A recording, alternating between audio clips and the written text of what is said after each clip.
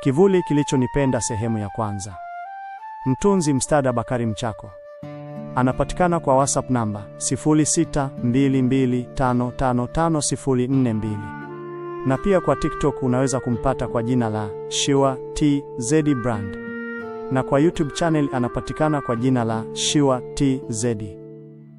Hii ni sehemu ya kwanza ya simulizi yetu nzuri kabisa ya kusisimua.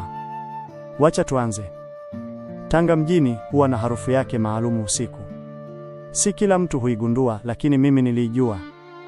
Ni mchanganyiko wa chumvi ya bahari, udongo wenye unyevunyevu, na upepo mzito unaopita kwenye mitaa ya zamani ya Ngamiani kuelekea baharini. Usiku ule nilikuwa nimerudi nyumbani peke yangu. Saa ilikaribia 11.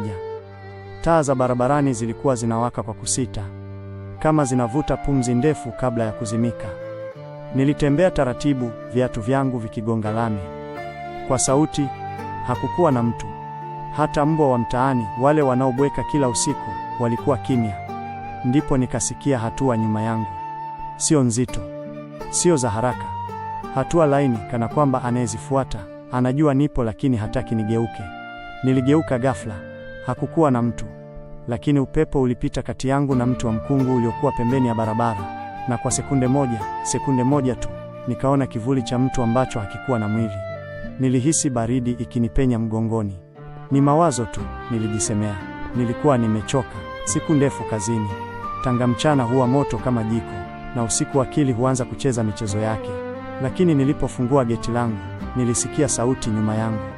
Sauti ya kike, laini, ya karibu.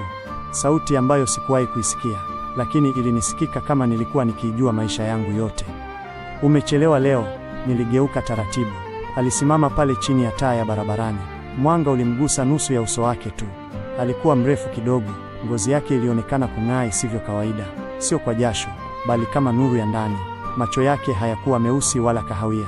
Yalikuwa kama bahari ya Tanga usiku giza, lakini yenye kina kisicho na mwisho.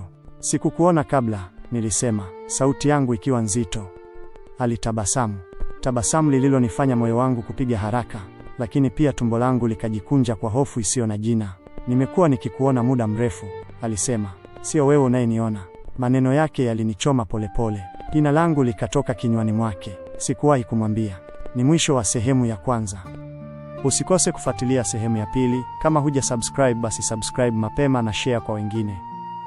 Maoni, ushauri ni muhimu kwangu. Tukutane tena baadaye.